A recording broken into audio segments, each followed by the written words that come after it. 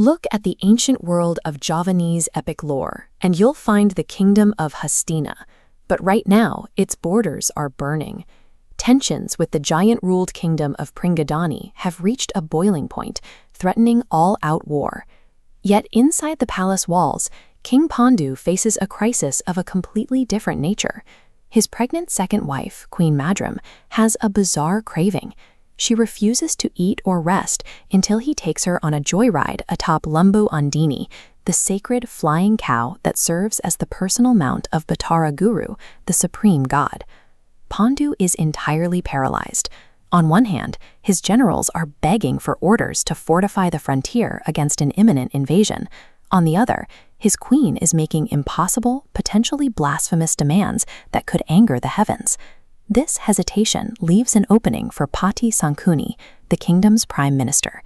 Sangkuni pulls the king aside and offers a seemingly perfect solution.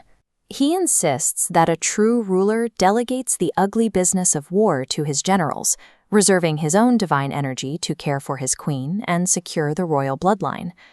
Desperate for an easy way out, Pandu takes the bait. He officially hands military command over to Sangkuni, leaves the capital, and ascends toward the heavens to negotiate with the gods for a cow. By leaving the capital, Pandu gives Sangkuni the legal authority to authorize military movements without royal oversight. He has essentially left the kingdom's defenses under the control of the very man orchestrating their collapse. Up in the celestial realm, Pandu's desperation turns into arrogance. When Batara Guru hesitates to lend his personal mount, the king makes a reckless gamble. He pledges his soul to the fiery depths of Kawa Chandradimukha, the underworld's punishing crater, if he can just borrow the cow for a day. The gods, stunned by his brazenness, agree. With Queen Madrim finally seated on Lembu Andini, the couple takes off. But instead of returning home, they take a detour into a secluded, magical celestial garden. Surrounded by otherworldly beauty, they lose track of time, their kingdom, and the encroaching war.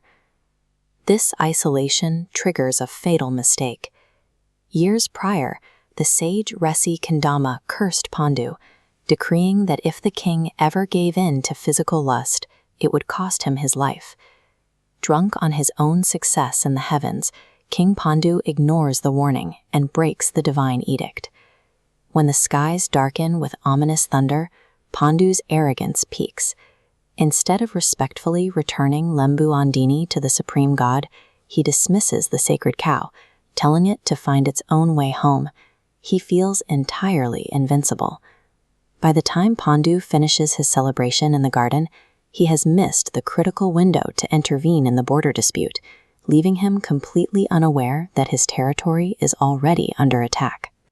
Down on Earth, Sangkuni deployed his brothers on a coordinated false flag operation. Word of the burning border villages reaches King Tremboko. Believing his friend Pandu ordered the strike, his grief hardens into blinding rage, mobilizing his giant army for a brutal counteroffensive. The Hastina generals left to defend the capital are severely outmatched. Without their king to guide the strategy or inspire the ranks, loyal commanders like Arya Bandawanka and Arya Bhargava are brutally slaughtered in the dirt by the invading giant forces. While King Pandu was busy playing God in the clouds, his own prime minister systematically and deliberately dismantled his kingdom from the inside. Pandu finally descends from his romantic paradise, expecting a peaceful return. Instead, his feet touch down in the ash and smoke of his burning capital. The air is thick with the sounds of dying men. He rushes to the front lines and confronts King Tremboko. Amidst the carnage, the two monarchs finally speak. Tremboko reveals the false flag attack, and Pandu realizes the horrifying truth. They have both been played by his own advisor. The gears of war cannot be easily stopped. Thousands of soldiers lie dead on the battlefield. In this era, honor and spilled blood dictate the rules of engagement. The proxy war has gone too far, demanding a duel to the death between the two kings to settle the score. Pandu understands the political trap, but his realization comes far too late. By running from his administrative duties, he locked his nation into an unavoidable, fatal conflict. The two kings clash. Pandu moves with superior speed, driving his weapon directly into Tremboko's chest for a lethal blow.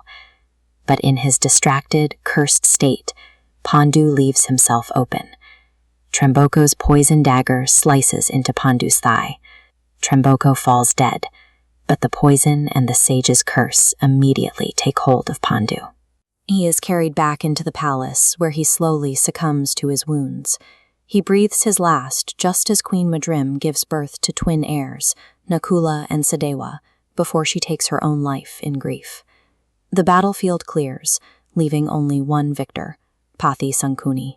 With Pandu dead, his heirs orphaned, and a blind king easily manipulated on the throne, Sangkuni secures total, undisputed control over the kingdom of Hastina. The Perang Pamuksa proves that a ruler's self-indulgence isn't a private failing.